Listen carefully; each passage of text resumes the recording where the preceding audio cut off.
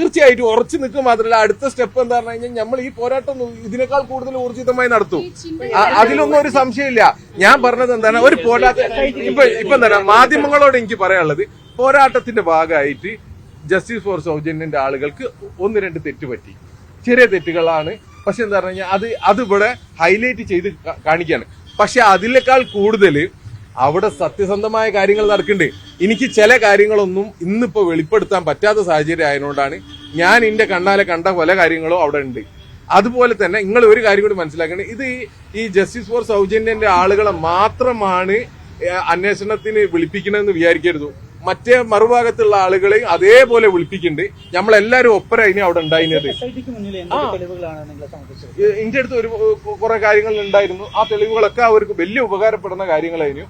അതന്നെ അതിൽ ആസ്തികൂടത്തിന്റെ വിഷയം, തലയോട്ടിന്റെ ഇപ്പം തന്നെ ഉള്ളത്.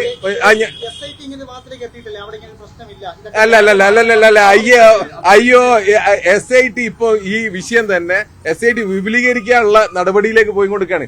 നിങ്ങൾ മനസ്സിലാക്കണം, ആകെ SITയിൽ എത്ര ഉദ്യോഗസ്ഥന്മാരുള്ള 24 ഉദ്യോഗസ്ഥന്മാരാണ് ഈ കാര്യങ്ങൾ മൊത്തം ചെയ്യേണ്ടത്. ഇതിങ്ങനെ വിപുലീകരിച്ച് വരികയാണ് ഈ വിഷയങ്ങൾ.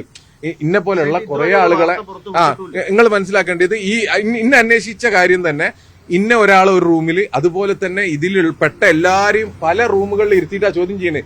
പിന്നെ അത് കഴിഞ്ഞിട്ട് ആ ചോദ്യങ്ങൾ കഴിഞ്ഞു കഴിഞ്ഞാല് നമ്മളെല്ലാരും ഒന്നെന്നാണോ പറഞ്ഞതെന്ന് നോക്കാൻ വേണ്ടിയിട്ട് പിന്നെ എല്ലാരും ഒരു റൂമിൽ ഇരുത്തുന്നുണ്ട്. ഇങ്ങനെ നിരന്തരം ചോദ്യം ചെയ്യാണ്.